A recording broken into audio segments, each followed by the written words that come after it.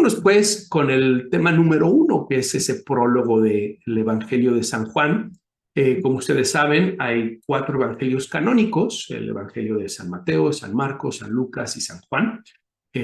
Los 3 primeros se conocen como los evangelios sinópticos, y el Evangelio de San Juan ocupa un lugar especial dentro de los evangelios, porque pudiéramos decir que es el evangelio gnóstico, el evangelio místico, el evangelio más teológico, y es un evangelio sin duda muy profundo. No lo recomiendo si alguien va a hacer su primer encuentro con la Biblia, si va a ser la primera vez que va a leer los evangelios. Creo que si ese es tu caso, es más apropiado que empieces con el Evangelio de Lucas, por ejemplo. Es una historia, está escrito con una narrativa literaria que te puede ayudar a entender la historia de Jesús, con elementos teológicos, por supuesto, pero también con estos elementos históricos, narrativos, que lo hacen atractivo y que te ayudan a entender ese proceso del desarrollo de Jesús. Pero el Evangelio de San Juan es un evangelio más gnóstico, es un evangelio más teológico, un evangelio incluso más místico, pudiéramos decirlo, y eso hace que sea un evangelio un poco más complejo. Así que si apenas te vas a acercar a leer la Biblia, te sugeriría que tal vez lo dejes como el 4.º evangelio, lo dejes después de que leas a Lucas, a Mateo, a Marcos, y entonces te podrá ayudar a entenderlo mejor. Pero a pesar de eso, es un evangelio profundamente interesante, lleno de simbolismos, lleno de enseñanzas teológicas, morales, psicológicas. El psicólogo Carl Gustav Jung se encontraba fascinado por este evangelio, habló mucho sobre este evangelio. A mí en lo particular también me parece un evangelio extraordinario. Y el prólogo es una síntesis muy precisa, muy sencilla, pero a la vez profunda, de la vida y el mensaje de Jesús. Así que quiero leérselos para que podamos entenderlo. Y después de que les lea este prólogo del Evangelio de San Juan, vamos a ir a hablar sobre estos argumentos históricos, teológicos, culturales y fenomenológicos o psicológicos de la Navidad, del nacimiento de Dios. Vamos a ver, dice así: en el principio existía aquel que es la palabra, y aquel que es la palabra estaba con Dios, y era Dios. Él estaba en el principio con Dios. Todo fue hecho por Él, y sin Él nada se hizo. Cuanto ha sido hecho en Él es vida, y la vida es la luz de los hombres. La luz luce en las tinieblas, y las tinieblas no la sofocaron. Hubo un hombre enviado por Dios, de nombre Juan. Este vino como testigo, para dar testimonio de la luz, a fin de que todos creyeran por él. No era él la luz, sino testigo de la luz. Existía la luz verdadera, y con su venida a este mundo ilumina a todo hombre. Estaba en el mundo fue hecho por él, y el mundo no lo conoció. Vino a los suyos, y los suyos no lo recibieron. A todos los que lo reciben, a los que creen en su nombre, les da el ser hijos de Dios. Él, que no nació ni de sangre ni de carne, ni por deseo de hombre, sino de Dios. Y aquel que es la palabra se hizo carne, y habitó entre nosotros, y nosotros vimos su gloria, gloria cual de unigénito venido del Padre, lleno de gracia y de verdad. Juan daba testimonio de él y proclamaba: este es del que yo dije, el que viene detrás de mí ha sido antepuesto a mí, porque era antes que yo. Bien, como se dan cuenta, es un prólogo extraordinario, muy complejo. Hay algunas cosas que me gustaría precisar acerca de este prólogo, porque como ustedes saben, los evangelios fueron escritos primero en griego, después traducidos a latín, después traducidos a las distintas lenguas vernáculas. Y ya saben, traducción es edición, ¿verdad? Cuando la gente va traduciendo, va haciendo ediciones, y a veces van cambiando los sentidos de las palabras. Y bueno, cuando hablamos de la Biblia es especialmente importante tener en cuenta que hay elementos históricos, arqueológicos, antropológicos, filosóficos, teológicos que tenemos que tener en cuenta.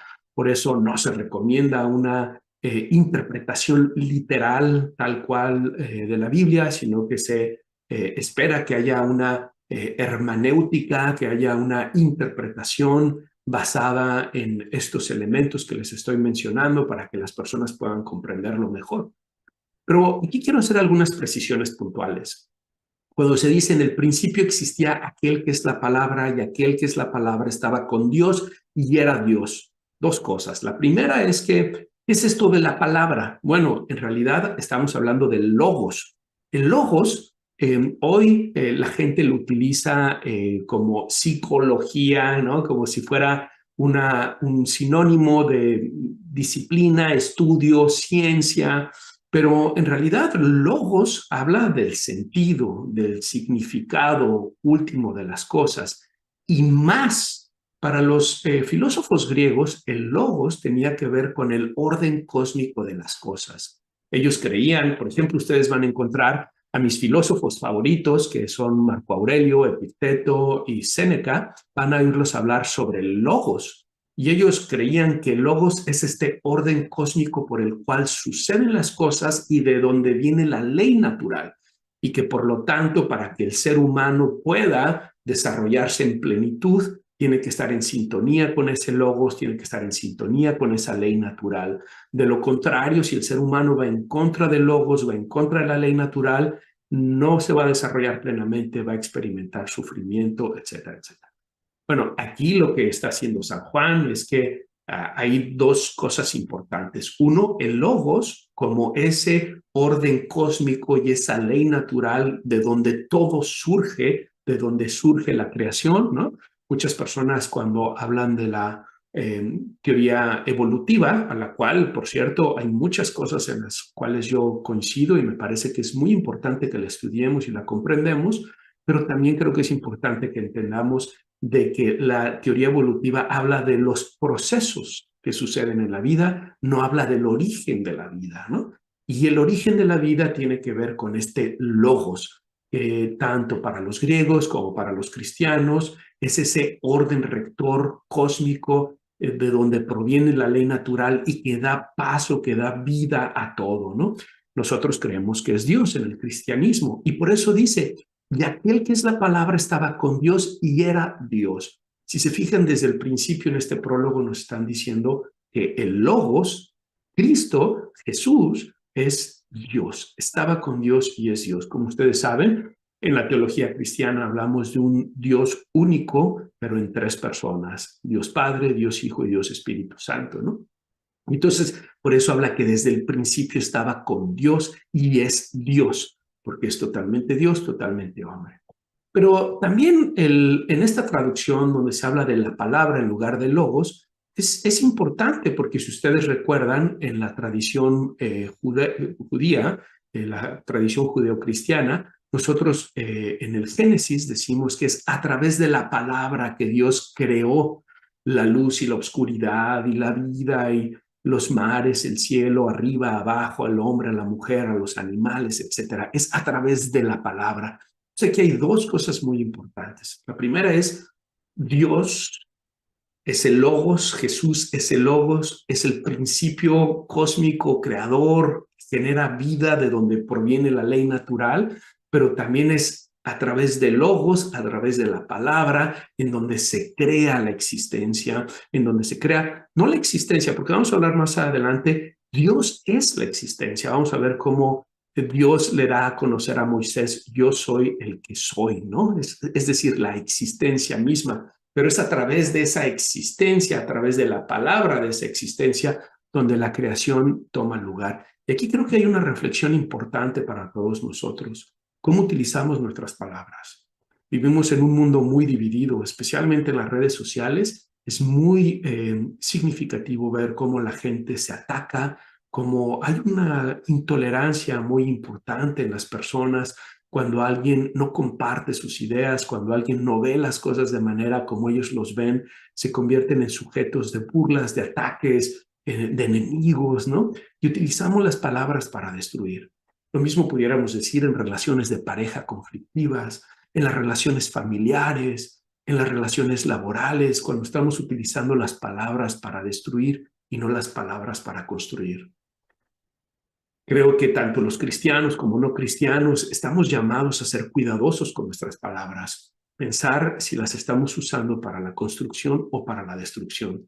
Interesantemente, no solamente los cristianos y los judíos hacen este énfasis de la importancia de las palabras, los budistas también. cuando el Buda habla de las 4 nobles verdades y les enseña a sus discípulos el camino óctuplo, una de esas reglas es ser cuidadoso con cómo se utiliza la palabra. La palabra es sagrada, la palabra genera vida o la palabra destruye, y por lo tanto la palabra es algo con lo que nos une también a la trascendencia, a la divinidad. Somos los únicos animales capaces de utilizar lenguaje, capaces de utilizar palabras. Otra precisión que quiero hacer acerca de este prólogo de San Juan es que ustedes se dan cuenta, está hablando de una irrupción de Dios en la historia humana. Nos está hablando de cómo Dios ha irrumpido en un momento específico en la historia y se ha encarnado. Dios ha nacido. Pareciera que esto es una contradicción en términos, ¿no? Por un lado decimos que Dios es eterno, pero por otro lado decimos que Dios ha nacido. ¿Qué significa esto? ¿Que Dios tiene un principio y un final?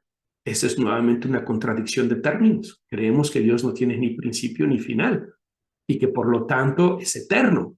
Pero lo que hace referencia al prólogo es a la encarnación de Dios, a esta decisión de Dios de hacerse persona para experimentar la humanidad y para de alguna manera mostrarnos a nosotros también el camino que debemos de seguir como hijos de Dios, como criaturas, como seres que no somos Dios, sino que somos creados por Dios. Más adelante voy a hablar sobre un concepto muy importante que se llama la divinización del hombre, así que voy a dejar esto, voy a ponerle una pausa a esto que estamos hablando ahorita, porque más adelante lo voy a retomar.